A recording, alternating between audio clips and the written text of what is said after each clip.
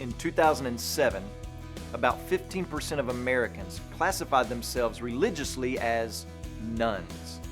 They weren't atheist, they weren't agnostic, they were just nothing in particular. They just didn't care.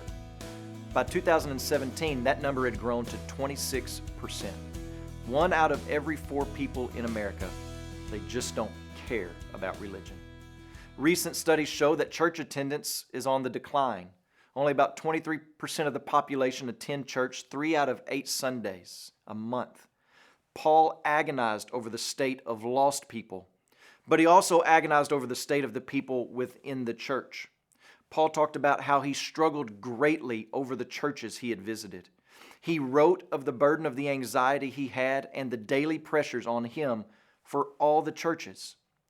I'm greatly encouraged by many things taking place within the church these days. The joys over the discipleship movement that are taking place, those are incredible. But I'm also greatly concerned about the overall spiritual health of the church and the future of the church. So what I'm about to say is not just a warning, but it's an invitation. It's an invitation to confession and repentance and an embracing of all that Jesus is. For some, Jesus is simply an add-on to everything else going on in life. He's just one vitamin among many in a medicine cabinet for you. And you want him to sterilize your life so that you are seen as reputable and nice, and so that others will think you have an interest in the things of God and that your family is really well behaved and put together. You want just enough of Jesus so that you don't embarrass yourself or so that your kids won't embarrass you, but you don't want transformation or revival of your soul. You want manageable.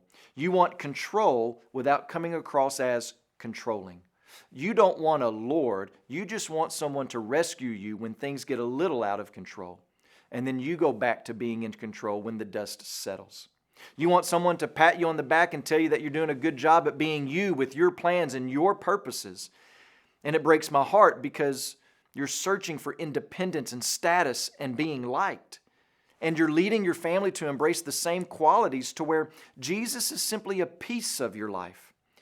As one pastor recently put it, you treat Jesus like a bird feeder, and you're the bird. You come and peck around for a few seconds, and then it's off to something else. You drop in, make an appearance, get your fix, never investing in anyone but yourself, and then you're gone.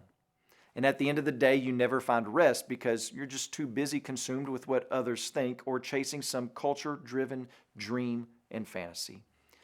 And when you treat the Lord as if He's one among many important things in your life, don't be surprised when your children find Him unnecessary and become one of the people that fall into the category of the nones. Remember, Jesus did not come and die and rise again to be a part of your life. He came to give you life. Today, please pray for Milan Bulak, our missionary in the Czech Republic. And also remember the Khmer Life Word broadcast that's heard in Cambodia.